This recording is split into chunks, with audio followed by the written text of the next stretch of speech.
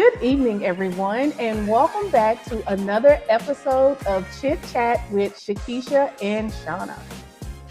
Yes, welcome and thank you for again tuning in to Chitchat with Chakesha and Chauna.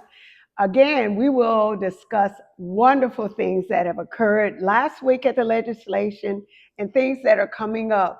Everything that's going on in Louisiana politics impacts you, and you do have a voice, and we're here to empower you, inform you, and make sure you know that you have a place.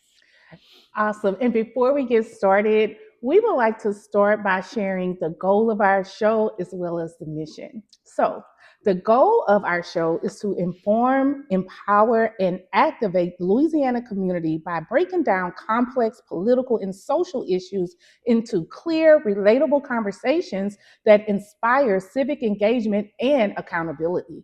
Chauna, could you share what our mission is? Yes, our mission is exists to create an authentic, informed, and unapologetic space where real conversations about Louisiana politics, policy, and community impact take place, equipping you, the citizens, with knowledge, perspective, and the confidence to use your voice for change. So thanks, Shauna. So let's quickly recap what we talked about last week because that's where continuity matters. Yes. So last week we spoke about SB 49, which is the Bessie bill. The Bessie bill. Yes, yeah. It talks about and reshapes how Bessie elections will occur. So, and we also briefly spoke about Senate Bill 265, which was the abolishment of Department of Children and Family Services. So what is so unpredictable about what happens at the Capitol? When we left here, we were sure that we needed to capture Bessie because that's what was going before the committee, right? Lo and behold, we get notice at 11 o'clock at night. At 11 o'clock at night, that there would also be a health and welfare committee to hear about SB 265, the abolishment. The very next day. The very next day. Because we broadcast that Sunday, and then the next day, the committee list. It was on the calendar for to be heard before the committee to abolish DCFS. That Monday. So it wasn't on the calendar when we broadcast last week, but it got on there that quickly. So we want to make sure that we bring up the latest updates as they go on the calendar and as soon as we find out about them. So make sure you follow our pages in case we have to share updates with you between from week to week when we broadcast. And you all are part of this show. We're the faces, but please know that there are thousands of bills that go before the House and the Senate. So let us know your passion as well and be part of the conversation.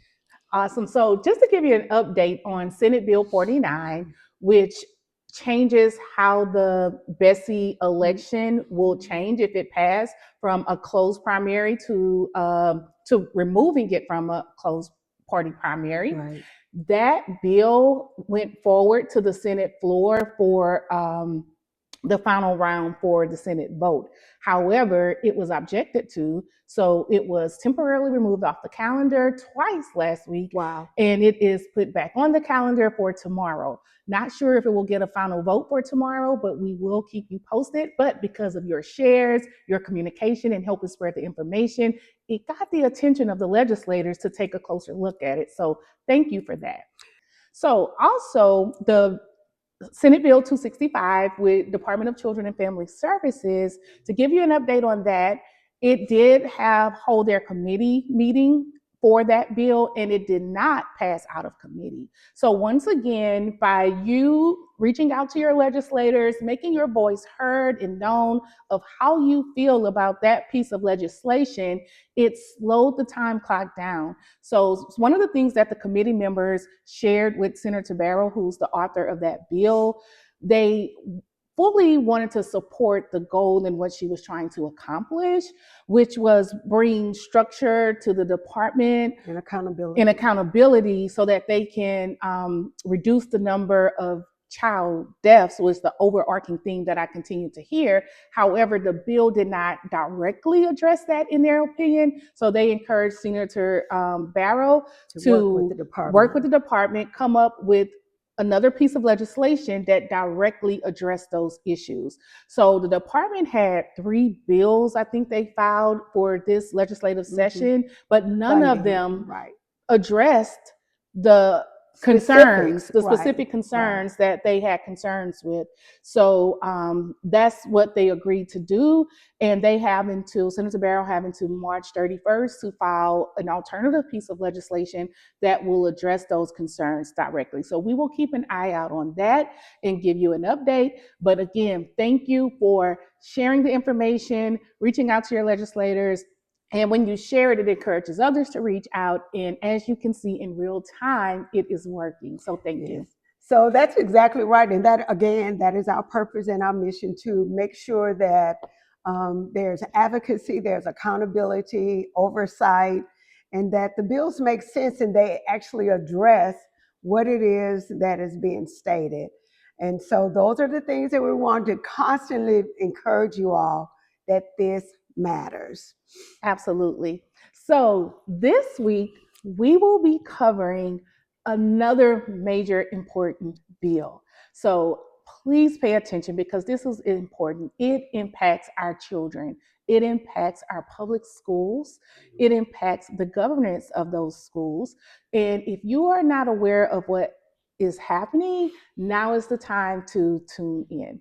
So today we're going to cover bill, and actually there are 2 bills. Charter school conversions, for right? Charter school conversion. Yes, they have 2 different authors sponsoring the same exact legislation as far as the wording of it, but it is filed under 2 different bill numbers.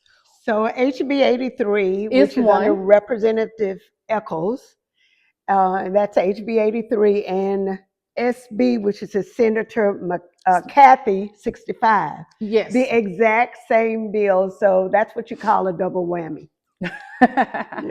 So yeah, we could call it a double whammy. The official term is maybe call them companion bills, but either way, it's still 2 different bills taking a shot at getting through. So if it fails in the House of Representatives, it still have a chance in the Senate chamber or vice versa. So you have to think about the process here. Yeah. How did that happen? Do you believe that 2 legislators magically thought of the same exact legislation and the exact same act? Right. And especially something like charter schools, right? Charter school conversion. Right. No. So this is what we talked about a little bit last week, where lobbyists get involved to provoke the actions of what they want and write up a bill and hand it to the legislators and say, hey, we need you to put this through. And what we've seen in the past, even as early as last year, many of these bills would either go to the House, but more predominantly with Senate, because they were so sure that the different bodies would not read, would not pay attention, would rubber stamp. But now there's actual conversations. And these bills, each one of the charter bills have been detrimental to the impact of children. And most of these children are African American or black and brown children, like 85–90%.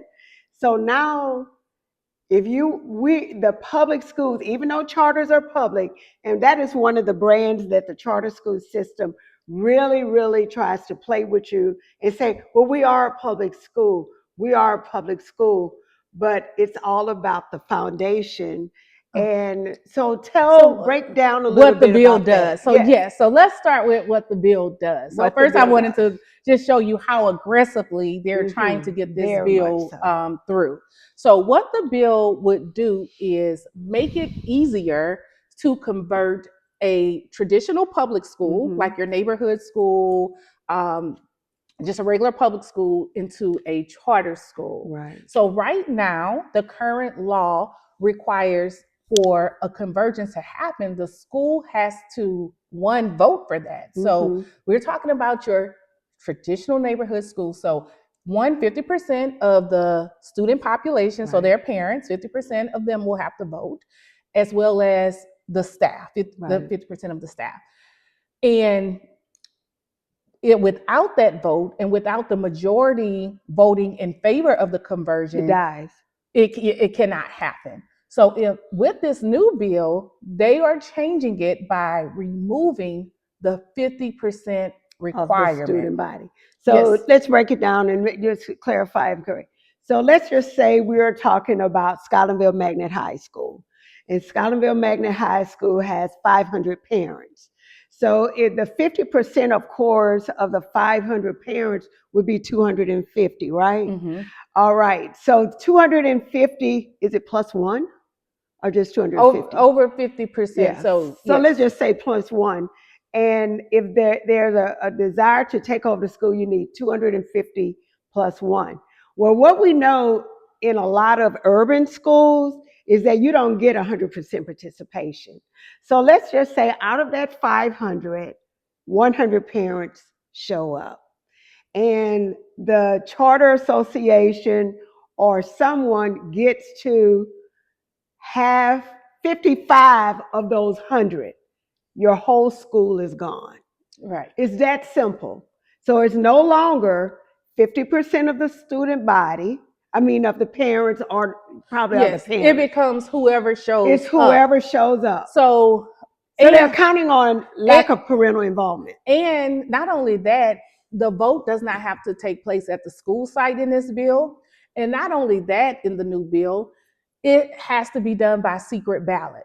So there's no transparency of who voted, who showed up. And then on top of that, Bessie is empowered to create the rules of what that looks like. So we already seen for the last 3 years what happens when Bessie empowers themselves with these new powers. So not only schools that lack parental involvement, it can run the risk of parents not even knowing about it. They can send letters home in backpacks, even though several families may say they never received those letters. But once the vote happens, that's it. So this doesn't only apply to low-performing schools. This also applies to your high-performing schools. So let's take an example, Baton Rouge High. Yes. So this can be or could be a creative way. I know St. George had its eyes on Baton Rouge High. And Lehigh. And Lehigh. It can be a creative way to convert it to a charter. And once it's converted to a state charter, any student from the state could attend that school, whether they live in that parish or not. Right. So that's the power. And with Bessie writing the rules, and they get to authorize charters, the district gets to authorize charters. So even if the district say, no, y'all can't be a charter, they still have the right to go petition the state and say, the district says no, can you give us the charter? The state can give the charter, and now any student that lives in the state of Louisiana can attend that school that was converted to a charter school. So it's so important that these two bills, because they're in both chambers, the Senate chamber and the House chamber. So we encourage you to contact your legislators immediately to bring attention to House Bill 83, which is authored by Echols. Echols. And Senate Bill 65, which is authored by Cathey. Cathey. If I may add, so as we talk, just talk a little bit. Of course, this will impact charters all over the state of Louisiana. But if we could, since we're based here in the entire East Baton Rouge Parish, and me being an educator working in schools, just let's just talk about St. George. Right? That in 1 year, if this passed, if it doesn't make it to the ballot regarding coming up, being able to allow students in St. George to attend Lehigh or attend Baton Rouge High, then let's say that fails. they have this as a backup. So in essence, schools that are cherry picked in East Baton Rouge Parish, if we can't get them through the ballot, we'll get them at the state. And just so happened, we went to a meeting where the Louisiana is it Charter School Association with Caroline Romer spoke. And, this is a room of very influential business leaders, community leaders, companies whose business is not to pay attention to what's going on in charter, either because their children are grown or they have opted to put their children in private schools, right? So the whole mission of that meeting, basically what I took out of it, is to impress the persons in the room that charter schools are public schools, which we all know that, but they did not mention anything about how these legislative actions are literally taking the taxes out of our pockets and directing them where charters and charter schools and the association and the lobbyists. And one of the things you have to pay attention to, go back and look at who the Louisiana Charter Association, which state representatives, which senators that they honored in Baton Rouge, in New Orleans. Go back and see where those connections lie. And that's going to give you an indication on who you need to be contacting and how this vote will really hurt, particularly East Baton Rouge Parish and other areas. So, right, and that's correct. And one of the things that she said that spoke out, when she spoke out, that Caroline Romer. yes, that stood out to me, is she said charter schools have been around in Louisiana for over 20 years, and people still don't understand charter law. Yeah. And they're taking advantage of that too. Exactly. And that's the unfortunate truth. Yeah. And so I am a charter school supporter, of course. I'm a founder of a charter school. So I like and love what charter schools can do. Mm-hmm. However, I don't like what it has become. Right. It's our children in our communities have become the sacrificial lambs. Right. And the community have no clue what is happening until it's actually have happened already. So also one of the things that Caroline Romer kept saying is how it's giving parents choices. It's giving parents choices. But if you think about the way the playing field for charters are now, is to dominate the field. There are going to be only 4 or 5 huge operators of charter schools. So independent charter schools or single charters, as you were operator, that will eliminate parents' opportunities. And parents really, they don't want to get into the politics of charter. They just want their kids to be able to go to school. But because of that, and because, of that system, you really won't have a choice. So it's under the premise, and originally that is what charters were about. The last thing I'm going to say is at the meeting when it was time to mention charter schools, not one charter school in North Baton Rouge was mentioned as being a success. The charters that were mentioned were all South Baton Rouge, like Great Harveston, is it? Basis, Mid-City, and Montera. Yeah. And a lot of these charters are built in wealthy community, like the Basis. That's behind Women's Hospital, I believe. Yes, and that was beautiful. If you drive around it, it's beautiful. If you go to Great Harvest, that's going to be an entire community. Not Helix was not mentioned. Geo Prep wasn't mentioned. She mentioned Geo, but one school, Mid-City, or the collegiate, I think. Yeah, which is on the Mid-City line. And that was one of the concerns we had.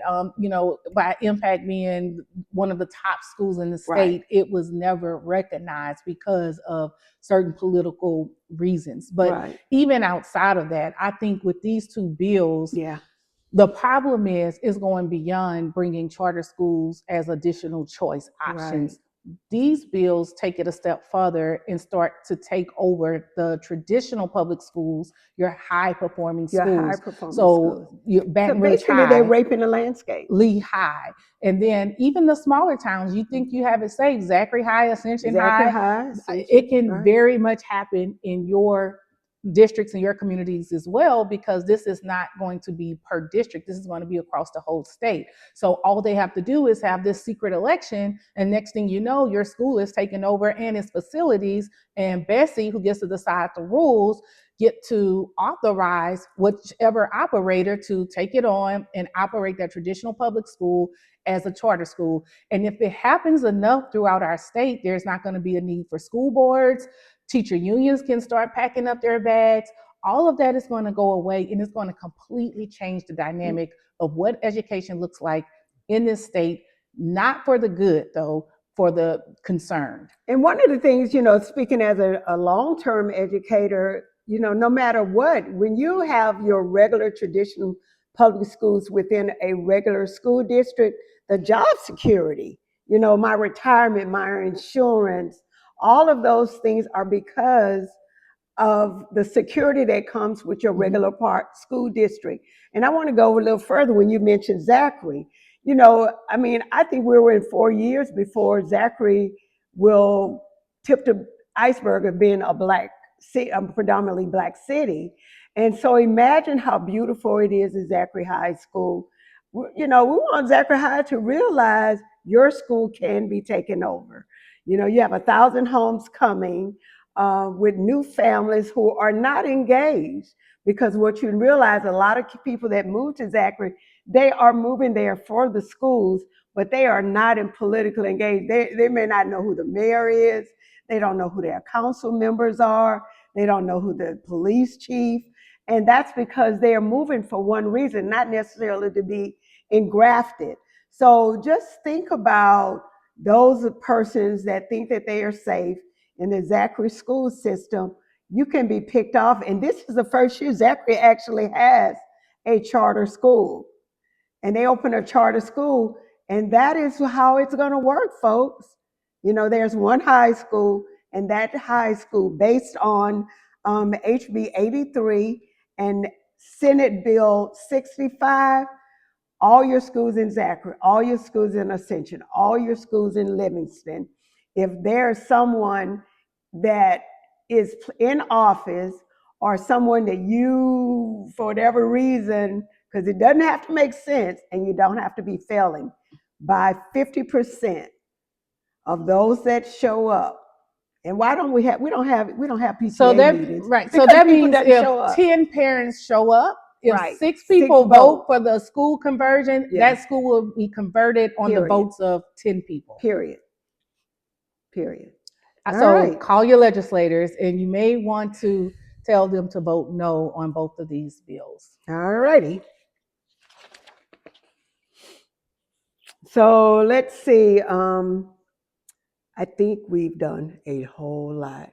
This politics is getting out of control, but let's talk about expanding access and removing control.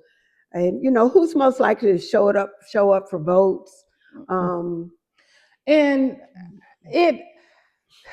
I think we should talk about the importance of when we speak up for votes, and why it's so important to speak up to your legislators before this vote goes to the committee versus after. Right. Now, it's always great to look at your who's voting for what after a vote happens. In hindsight. Because it helps you when it's time for re-elections. Do you really want this person to continue to represent you? So that's what that hindsight votes are for. But as far as to stop bad law or bad legislation from happening, the activity, the advocacy needs to happen before that committee meeting. So whenever a new bill is proposed, it goes to committee first, which is a small group of the legislators who get to look at it, who's ever on that committee, and to determine whether they get to vote whether this bill advances forward to the full floor or does it die in committee. Right. In the committee is the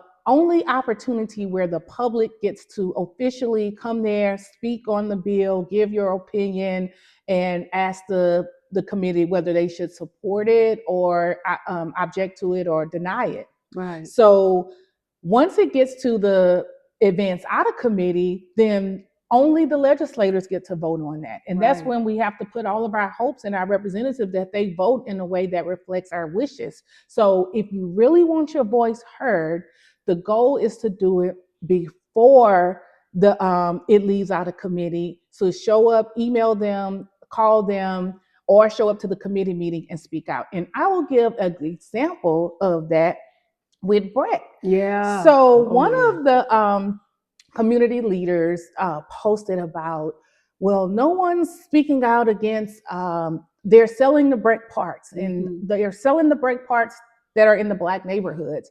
Well, that is true. But it goes back to a year ago. Exactly. And that's what my point is. In 2025, the same process, a bill was brought to the legislature to change the composition of the BREC board. Right. So before this change, the BREC board used to be comprised of appointees. 6 came from the Metro Council, and the other 4 came from the mayor, the school board, and I forgot what the other 2. The planning commission. First of all, it used to be 12. Then it moved down to 9, and so there's been a gradual change. And at that time, during that time, where prior to that, being on the council, the BREC board was majority Black, but that because we had, and it's not just about race, but there was an equitable decision where all our parks were being considered. And it was during that time, and I want to go back to even the Louisiana Louisiana auditors, the way they convinced people that change was not going on with the previous superintendent, Corey Wilson, and the existing BREC board, is to try to act like BREC was mismanaging funds. They were losing things. So again, weaponizing the department through the legislative auditors. And that is the name of the game right now.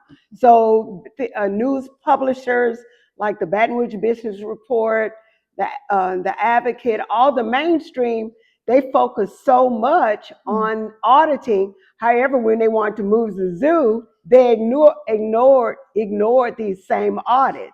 So they first built a case where they basically made sure that all the public is like, okay, the superintendent and the existing board is not good. So then they put this legislation forward. So so once they create the visual that the BREC board is incompetent, the superintendent is incompetent.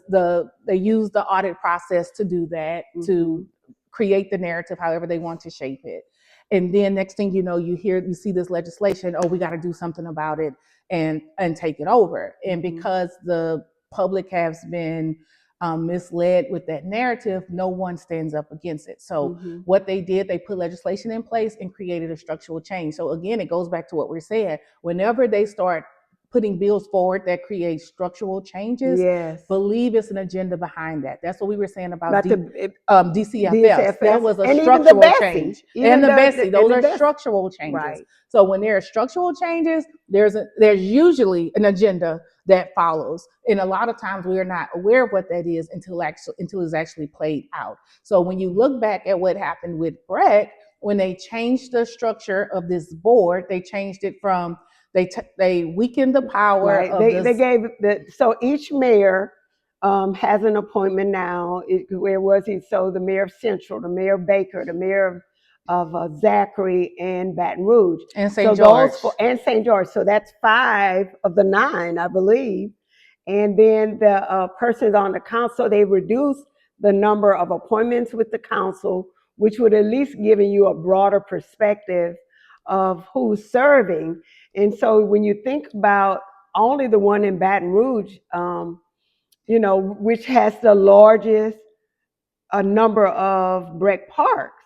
So who is there on the BREC park to stand up and say, and it doesn't mean that they're necessarily shouldn't be, but who's there that is really working to say, is this the park that should be chosen? What is the list? Because one thing that was very clear with the previous superintendent, and a lot of the things you see, he started this. So what he did is through a committee, through public support, has a list of all the parks that weren't really being used, and then a list that should be, I think it's called Imagine 3.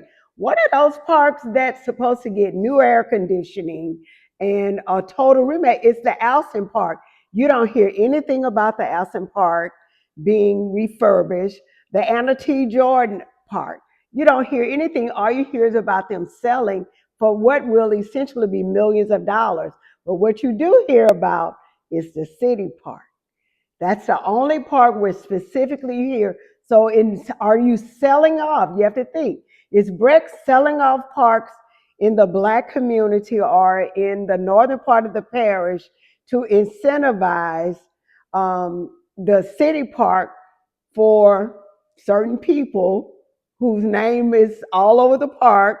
Is that what the agenda is? And I think it goes back to budget. When they sell off the parks, because of course they can't just give them It away. goes to general fund. So that money that it takes to upkeep those parks, the maintenance, the lawn, the just all of the expenses it takes to upkeep those parks, they will no longer have to pay those expenses. So they can take that money that they save and pour it all into the parks that they really value. Right. So the unfortunate part is the parks that were in the African American neighborhoods, they either going to go down depending on who purchased them, or they won't be accessible anymore. And if someone purchased them, they have the right to turn it into something else that's not a park. So then you have another situation of something coming to your neighborhood that you may or may not want to be there. And if nothing comes there, you have the concern of your property values going down if that park is not upkept. So again, who's the sacrifice?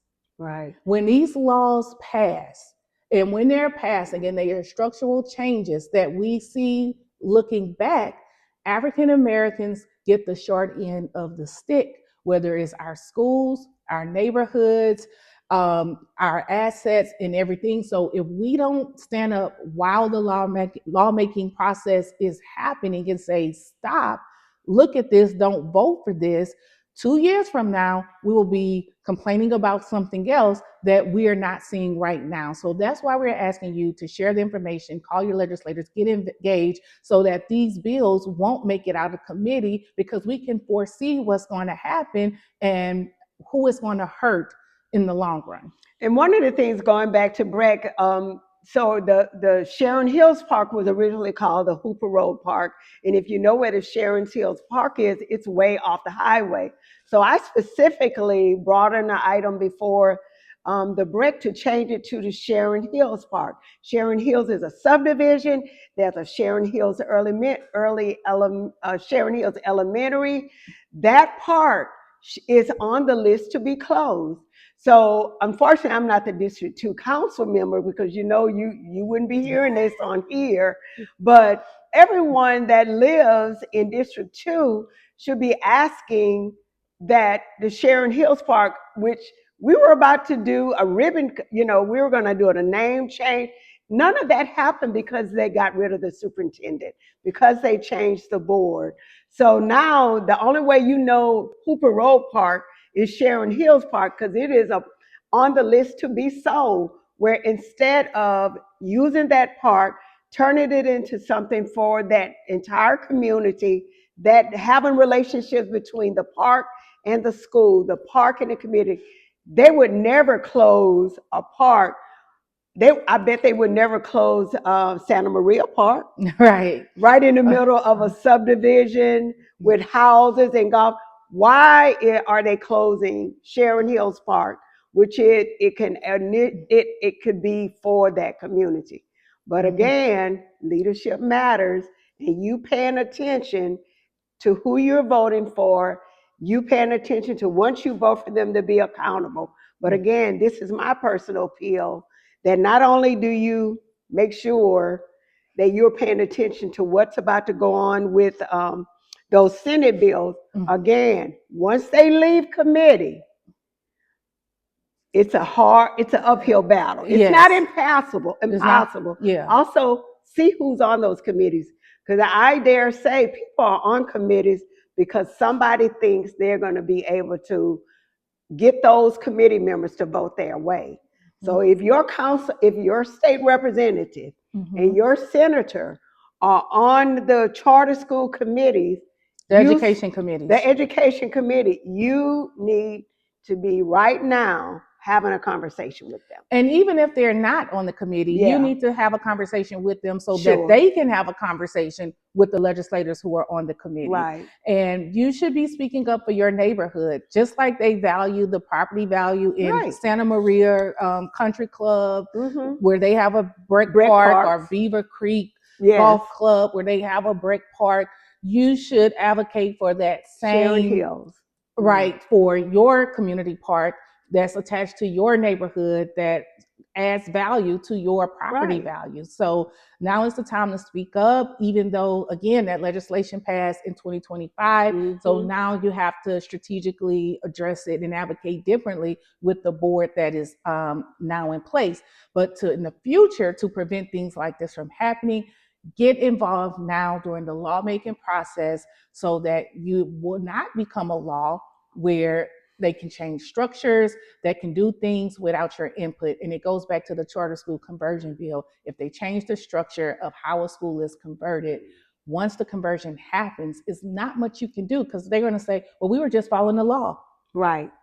And that is true. We need to make sure that that does not become the law. All right. So let's go to the next thing. Okay. I know you kind of dealt with committee hearings, and how important, and again, we cannot reiterate enough that everyday citizens have power. Everyday citizens have power. We talked about the last year, the BREC board change, what the new board looks like, and maybe in the future we could kind of start putting up who's on these different committees. Yeah, and you can find that information actually by going to the website that, again, we will put the links above and below to the Louisiana Legislature website where you can find out who your legislators are. And if you navigate on that same site and go to the committees, click on the link that says committees, and then you just pick which committee you're looking for, and it tells you which legislators are on that committee. And you have the right to email all of them. Right. You don't have to just email your representative. You can email Definitely all of them. do all. How about do yours and then copy everybody else? Yes, to make sure that it gets through, to make sure that your concerns are heard. So if it falls through the cracks somewhere, someone can get the attention of it and make sure they pay close attention to that bill. Guys, there are over 1,300 bills that were filed just this session. Wow. And they still have to the 31st, and they right? have until the 31st to file more. So when you have that many bills to look at, it's hard to be able to tell which one is radioactive hot. So they just pretty much let them go through unless you make enough noise about it to say, pay attention when this number hits your desk. Matter of fact, they'll proactively start researching that and have a lookout for it. So when it does come by, they're prepared to advocate accordingly. But without your voice, it's hard for them to be able to separate out your concerns with 1,300 bills that they have to consider. Can I tell a little bit about when my opportunity to email senators during the DCFS? So, and cool, copy and paste is cool. I want y'all to know. Yeah. So I did get 2 immediate response. I think they were the auto response, but a response is a response. Yes. I did get one that was a bit more specific because and I don't remember the names, but that person specifically addressed what I had in my letter. And so I thought that was nice, regardless of how it happened. But even though it was only in committee, I sent it to everybody because you never know. So you could don't necessarily focus, as Chakesha said, on the committee or your person. Send it to everybody. But if you want to highlight it to your particular person or the particular committee, do that. But you can't overemphasize or over advocate regarding a bill. Also, going back to a little historical point, one of the reasons Senator Barr, and I did a little research before and after, was the ideal person to bring this DCFS bill is because of not only her long term in working with child welfare as a state representative and a senator, but I really believe, even though this bill was brought before the committee based on child protection, the influx of money coming in the federal government is under foster care. And so what Senator Barr is the author that wrote, I think almost 10 years ago, to have overage foster care persons continue to get funding. Well, that's where President Trump is giving money. Sorry, that is where the influx of funding overage. So what does that mean? Work-based learning, foster care payments. So all of that, even though it was based, they were saying that's why it didn't make sense to have a bill on abolishment where you never dealt with the issues. Nobody ever dealt with any of the issues that has to do with child protection. So I think it was going to be a bait and switch once it approved, and all the influx of federal funding that is dedicated to foster care, overage foster, was going to end up with health and hospitals and work-based learning, and that was not going to fix child protection. Right. And that's the unfortunate part, because the kids that really need the most protection right. won't get what they need after all, as well as it'll disrupt systems and slow down effectiveness if that whole thing would have gone through. So we will keep you guys posted on what comes of that, if new legislation is filed, and what that will look like. So we'll continue to track that as well. Let's talk about something good. Yes. Spotlight. So, spotlight time.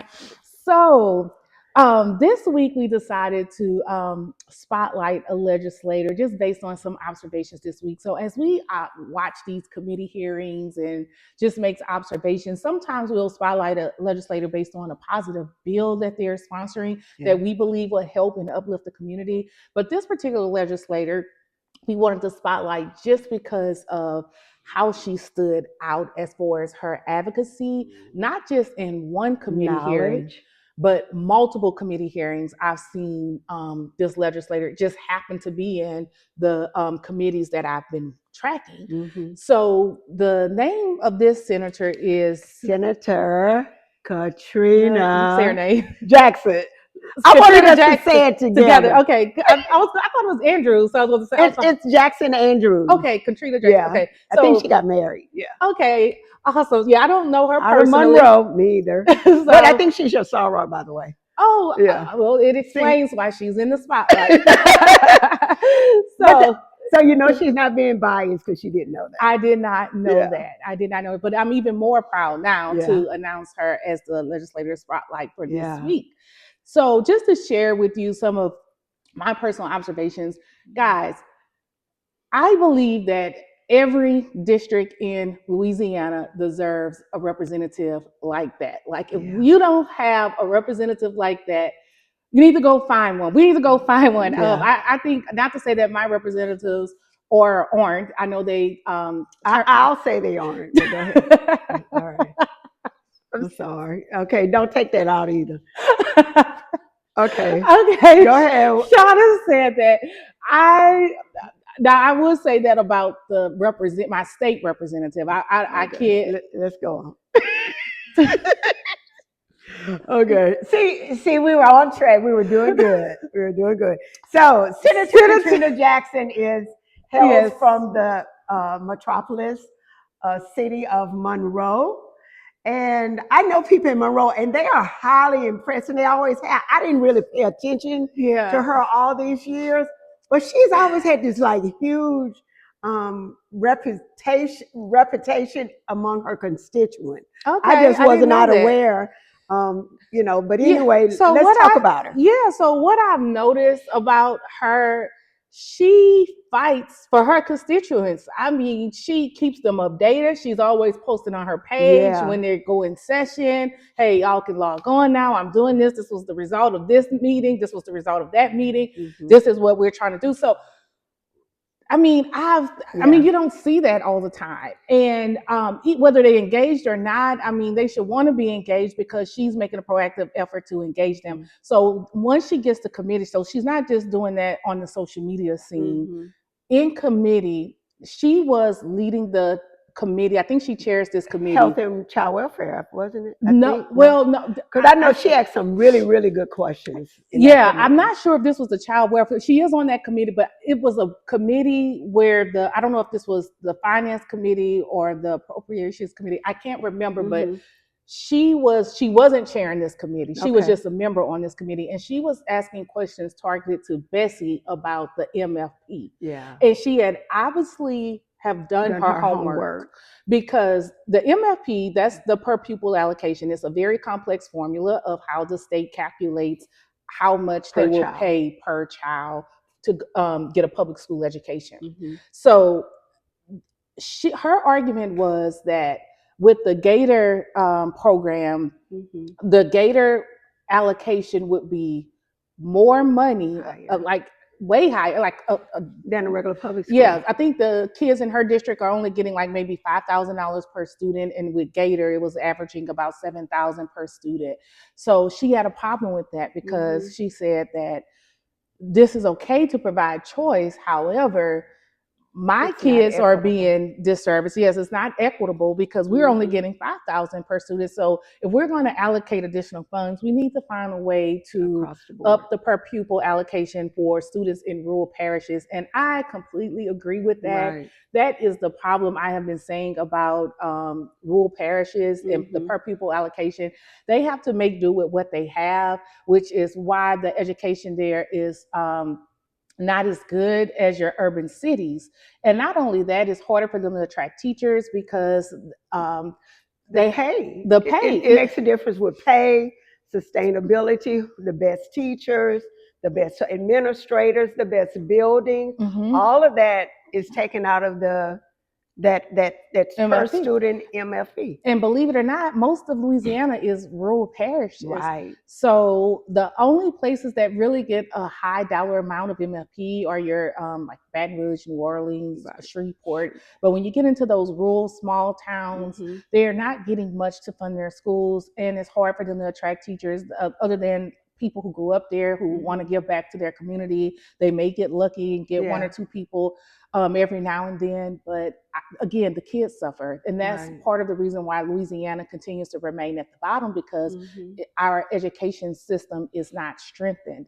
So it starts with being able to properly fund the education, the districts, so that they can get better quality staff, better quality materials, better and create better quality educational experiences. Right. So she was asking all of the right questions, and even when they tried to box her in and confuse her, she did not back down. She did not just let them like corner her and like, well, no, I understand that, but this is what I'm asking. It still doesn't explain this.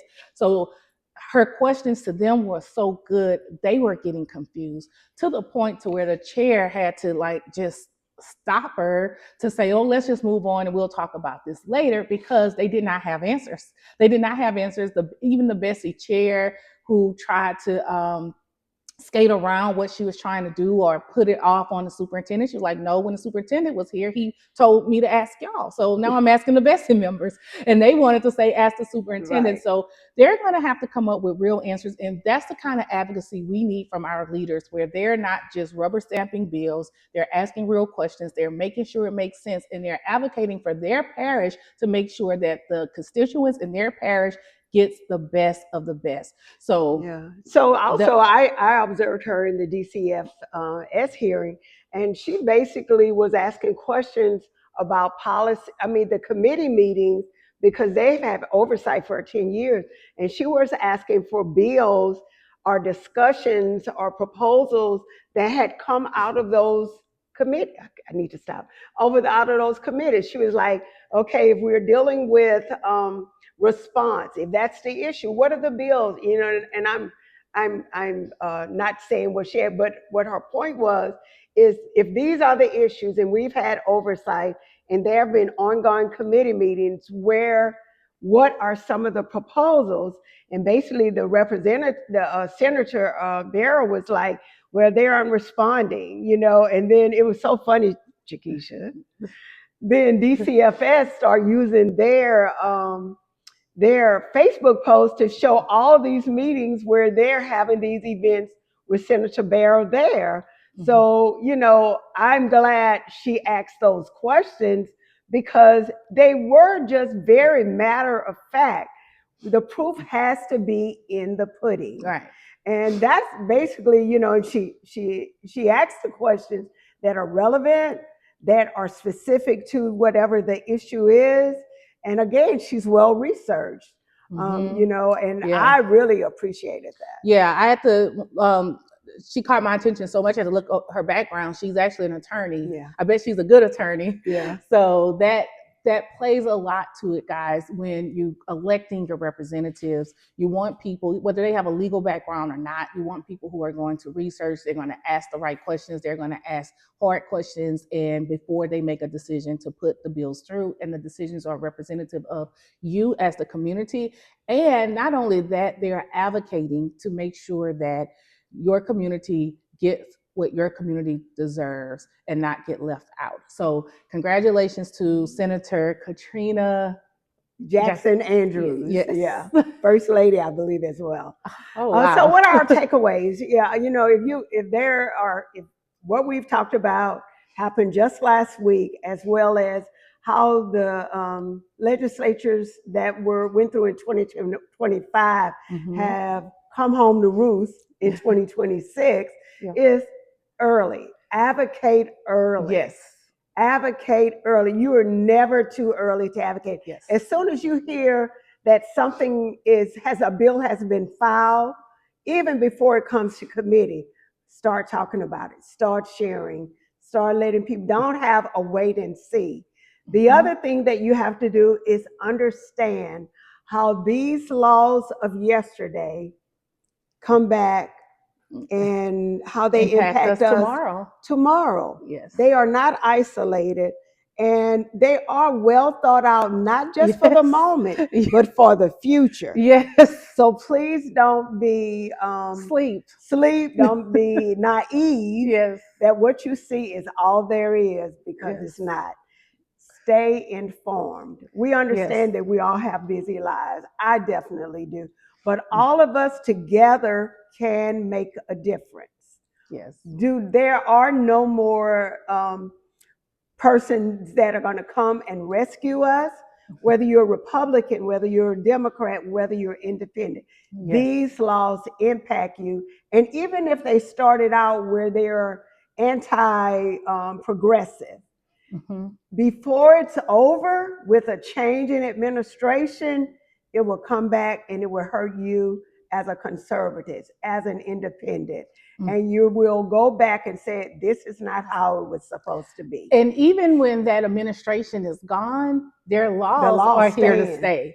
The laws stay, whether they are in office or not. So it's very important. Pay attention, ask the right questions. In the bare minimum, share the information, have the conversations, be a part of the discussion, or whether you're reading the discussion, whether you're participating in it, whether it's making you think and reflect.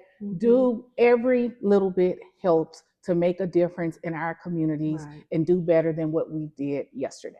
Right. So that is all we have for this week. We want to thank you for joining us this week. Be sure to join us next week, where we will be discussing more topics, more updates, and more community issues that goes on in our state of Louisiana. And if you didn't hear anything else, know that an informed community is a powerful community. Yes. And that's what we want, everyone to be empowered, so that you understand and you would know and you'll be vocal, and more than anything, show accountability.